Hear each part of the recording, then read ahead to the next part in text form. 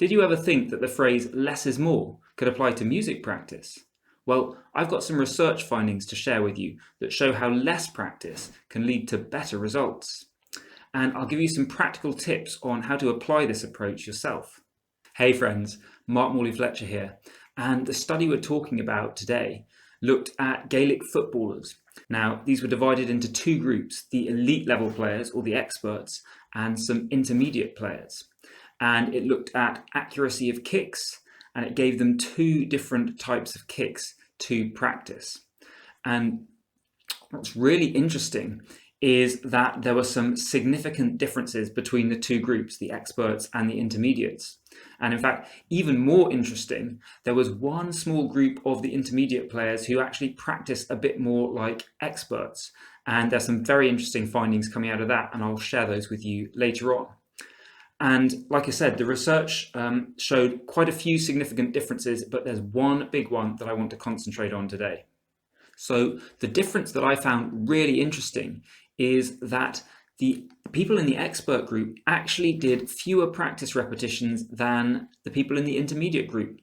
That's the opposite of what you'd expect, right? You'd think the people who get really good are the ones who just do more and more practice. But the study showed that in this particular example, they were doing 20% fewer repetitions because they were all given a set amount of time to practice, and they couldn't go on for longer. So in that time, the experts did less repetitions. So why was this? It's because they were putting more thought and more effort into each individual repetition. And this is where we really understand why it was a more successful strategy. And there are three different big aspects to this. So first of all, the experts would take time after they'd completed a repetition just to reflect on what had happened. They would also take a bit more time not doing the repetitions, which is planning what they were going to do while before the next repetition. So you reflected on the one before, and then you're planning on what's coming next. And finally, they did actually put more focus, more effort into each repetition. So let's just go through each of those things in turn and say a bit about that. So reflection on repetitions, really important. It's so easy to do these things mindlessly, but it really does make a difference when you take a second afterwards to just think about what's happened. What have you learned from it? If you don't pay attention to what's really gone on in a practice repetition, whatever that is, you're not going to learn anything to improve. And the next part of it is actually planning what you're going to do before the next repetition. So whether that's something differently, whether that's more of the same thing. And really interesting to see that the researchers got at this by just monitoring voice recordings from the practice sessions. And this is something that builds on that time to reflect. If you don't reflect in the first place, you're not going to choose the right things to change, but it's very easy to just reflect and then just do the practice the same way again the next time. So this means actually making a decision, what am I going to do differently? Planning something. It doesn't take long, but just a little bit of intention there. And this is how you actually use the feedback that you're getting. And feedback is such an important part of how we learn. So I like to look at the learning cycle as going through a loop of plan, do, and reflect. And then once you've reflected, you go back to the beginning and you plan again. So you can see that the experts were using this cycle here, and such a powerful tool to get a lot more out of your practice. And as said earlier, the experts were doing fewer repetitions, but jump ahead to the conclusion, not to spoil things, they did get much better results from this training. And it's because each repetition was much more valuable for them because of this plan, do, reflect cycle. Now, there's also the fact of them finding it, putting more effort into each repetition. And the way the researchers measured this was to look at how they rated it. They rated their effort. They also rated how enjoyable they found the practice sessions. And the experts rated the practice sessions as less enjoyable than the intermediate group. And a lot of the reason for this is because they weren't just breezing through doing whatever they felt like and just enjoying themselves. They were really focusing intense concentration on these practice repetitions. And that is a struggle. That is less inherently enjoyable than just kind of breezing through it. And but it's really worth doing this. The more focus you bring to those practice attempts, the better you can implement the plan that you've been putting into place, hopefully just before, and the more attention you are paying to what's going on. So when you reflect afterwards, you have access to more information about what happened, and so you can judge what was good, what wasn't.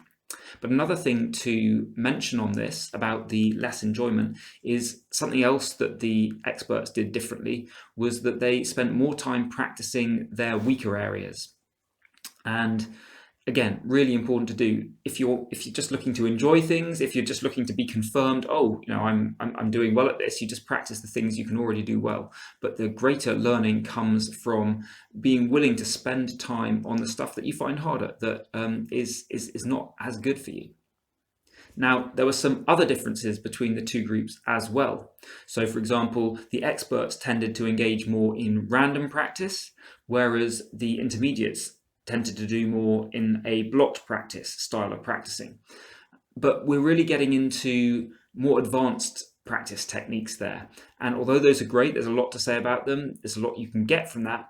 I think for most people, the real benefits are getting the basics really solid, and you'll see huge amounts of progress from that. That's where it's worth spending your time. In fact, I believe that so much that I actually created a whole course on sorting out the basics of your practice. It's called Practice Multiplier, and I'll put a link in the description below in case you want to check that out. Now, one thing that you might be wondering is, does this really show that practicing with fewer repetitions but with more attention is beneficial? Could it just be that the experts are really good already, and so they were always going to see better results from their practice than the intermediates? It's just a difference in talent. And luckily, the answer is no. And we know this because the researchers identified a small group of players in the intermediate category who did actually practice in a way that looked much more like the experts. And when they looked at the results, that small group of intermediate players showed much greater progress from the practice sessions they did than all the other intermediate players. So the great news for all of us is that this different way of practicing is going to improve. It's going to help you improve faster, whether you are an incredibly talented expert already or whether you're at any other level. And another question that's worth asking is whether this really did make a long-term difference. And again, the answer is yes. The researchers luckily measured how this stuck in the long term rather than just immediate gains. And it did show that the extra gains from the experts got from practicing differently were still there many weeks later, even when they hadn't done any more practice on this. Now, of course, this is only one study and it's from the world of sport, not music, so it doesn't automatically tell us everything. But in my own experience, this really does line up with the methods that are really effective in music practice. I've seen this with hundreds of students, so I definitely recommend you pay attention to them. And with that in mind, I've got 4 suggestions of action points for you to put some of these ideas into practice, well, straight away if you want. And the first one is just don't be afraid to slow down in your practice. Remember, it's quality that you want rather than quantity. It's not about just crazy huge numbers of reps done mindlessly. And the second thing is to use that time where you're slowing down to reflect and to plan. You're not just going slower and doing nothing with it. So planning for next time, just think about, what do I need to do differently? What wasn't right? What do I need to change? Or another thing could be, what was good last time that I want to do more of, that I want to go even further into?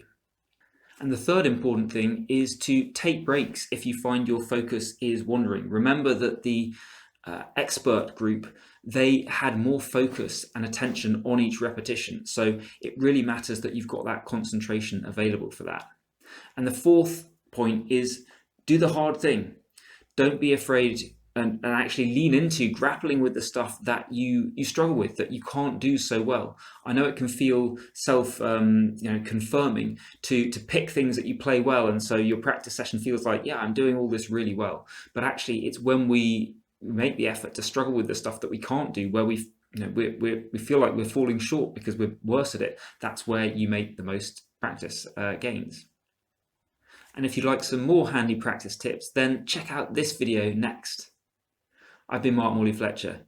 Take care, and I'll see you in the next video.